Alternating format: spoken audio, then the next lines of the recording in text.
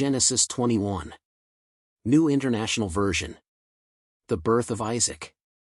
Now the Lord was gracious to Sarah as he had said, and the Lord did for Sarah what he had promised. Sarah became pregnant and bore a son to Abraham in his old age, at the very time God had promised him. Abraham gave the name Isaac to the son Sarah bore him. When his son Isaac was 8 days old, Abraham circumcised him, as God commanded him. Abraham was 100 years old when his son Isaac was born to him. Sarah said, God has brought me laughter, and everyone who hears about this will laugh with me. And she added, who would have said to Abraham that Sarah would nurse children? Yet I have borne him a son in his old age. Hagar and Ishmael sent away. The child grew and was weaned, and on the day Isaac was weaned Abraham held a great feast. But Sarah saw that the son whom Hagar the Egyptian had borne to Abraham was mocking, and she said to Abraham, get rid of that slave woman and her son, for that woman's son will never share in the inheritance with my son Isaac. The matter distressed Abraham greatly because it concerned his son. But God said to him, do not be so distressed about the boy and your slave woman. Listen to whatever Sarah tells you, because it is through Isaac that your offspring will be reckoned. I will make the son of the slave into a nation also, because he is your offspring. Early the next morning Abraham took some food and a skin of water and gave them to Hagar. He set them on her shoulders and then sent her off with the boy. She went on her way and wandered in the desert of Beersheba. When the water in the skin was gone, she put the boy under one of the bushes. Then she went off and sat down about a bowshot away, for she thought, I cannot watch the boy die. And as she sat there, she began to sob.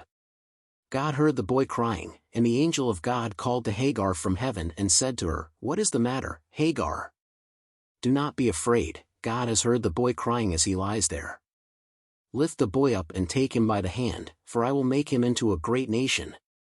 Then God opened her eyes and she saw a well of water.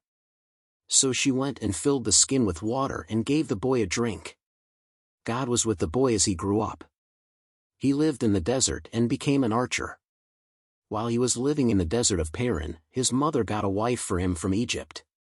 The treaty at Beersheba. At that time Abimelech and Phicol the commander of his forces said to Abraham, God is with you in everything you do. Now swear to me here before God that you will not deal falsely with me or my children or my descendants. Show to me in the country where you now reside as a foreigner the same kindness I have shown to you. Abraham said, I swear it. Then Abraham complained to Abimelech about a well of water that Abimelech's servants had seized. But Abimelech said, I don't know who has done this.